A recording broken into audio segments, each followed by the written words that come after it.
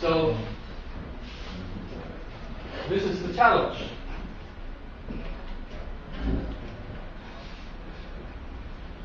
That people think that they do not have to learn anymore, or they are glad that they are through all the schools, all the formal formations, and now they can sit down and do their own things.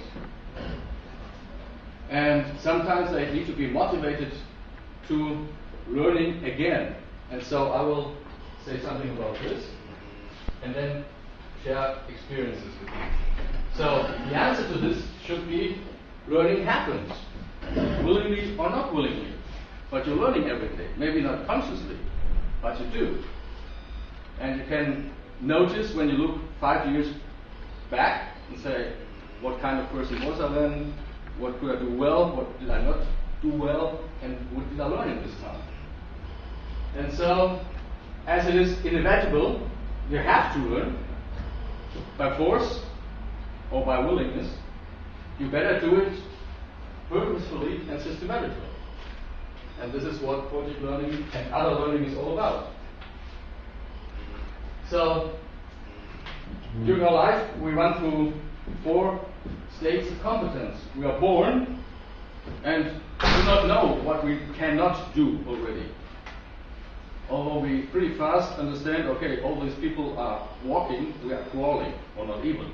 We're lying on the back and being fed. You know? So we then come to the second state, and it is underlaid red because this is kind of a dangerous state. As children and as students, often we are very eager to learn. We want to do. We are open. And there's I think a very good proverb that I heard that says, the advantage of the youth is their lack of bad experiences. So the longer you live, the more experiences you make, and even bad experiences, you kind of lose motivation to do this. And now, if new challenges arise, you have to do new tasks, you have to learn new things, it might become very clear, I'm incompetent. And this is a very dangerous phase, because if I'm responsible, if I'm paid for competence, for being able to do something, it could be even dangerous for my job if I prove incompetent.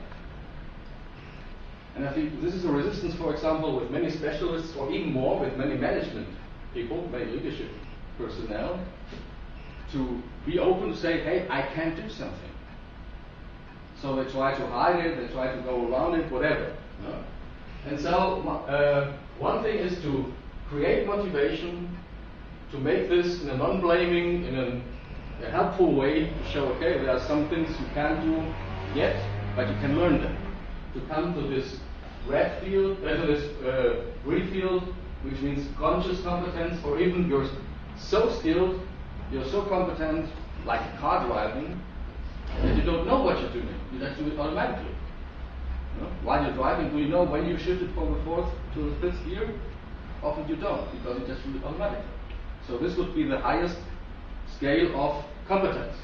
And what might happen is, you go back to unconscious incompetence, you forget it until you notice, ooh, I knew it sometimes, I should relearn it, or I could be glad that I forgot it so it doesn't bother me anymore.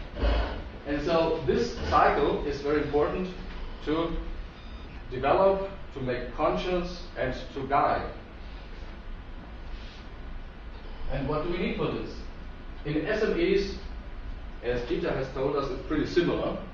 You have the situation, you nearly always have a high management attention for the project. You normally have small teams, you have little bureaucracy, and not that much politics. If you go to large enterprises, my experience is 40 to 50% of the project is politics, and the rest is work.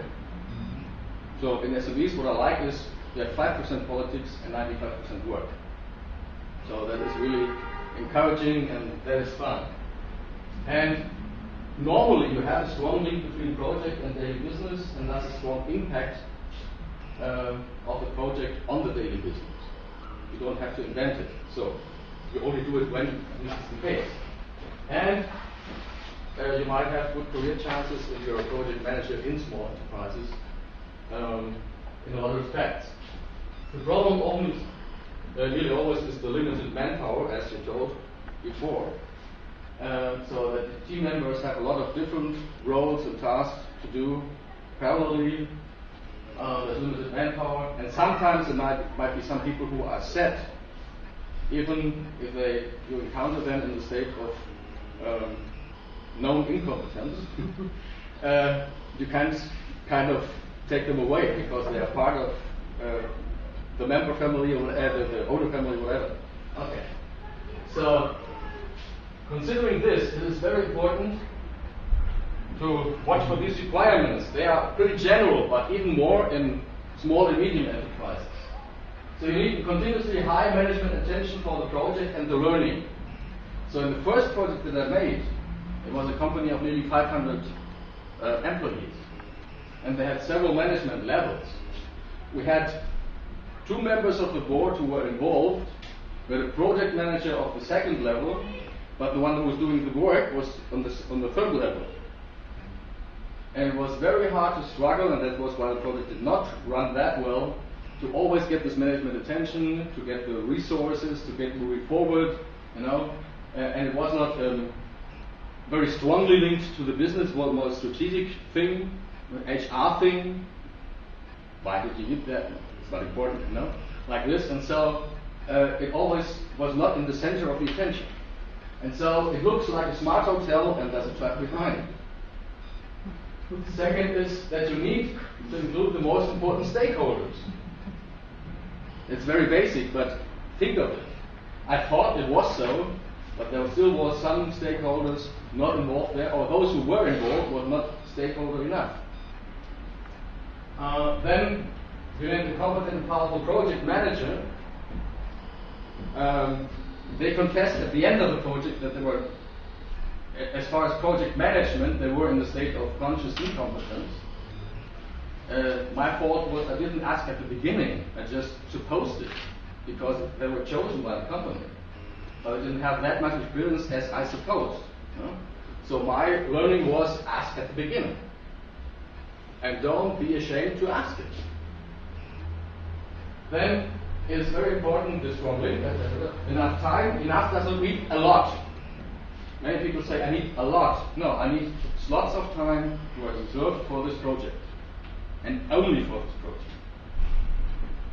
And I need a learning atmosphere where faults are allowed, one-time faults, where blaming is avoided. We will see that.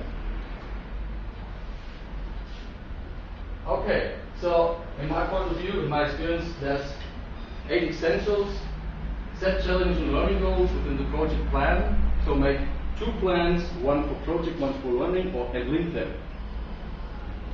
Motivate the people by acknowledging their previous learning successes. Those people from the second slide, ask them what did they do well in their life. And I encounter many people who say, oh, I'm not very good at this.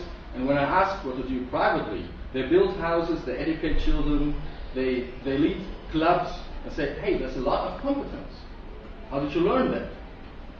And then they kind of realize, hey, I'm in conscious competence.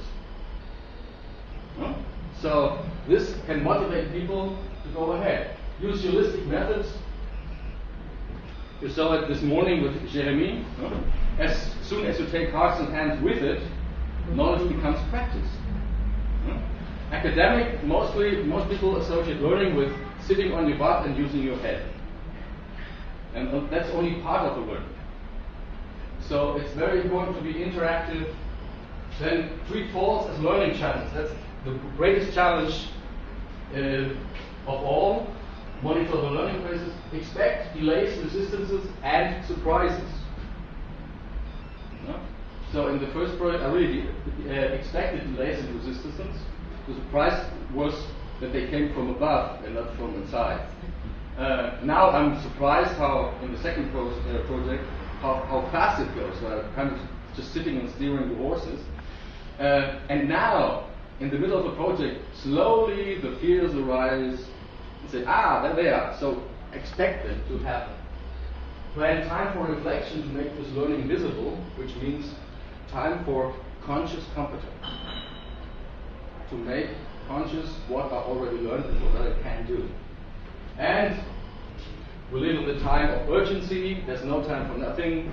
We took some time for celebrating yesterday. So I think it's very important once somebody has learned something, even the hard work, it's important to address it, to acknowledge it, maybe and have a little coffee party, whatever it may be. Even if you do it for your own experiences and opportunities. And if you have any questions, I would be happy to answer them. Thank you.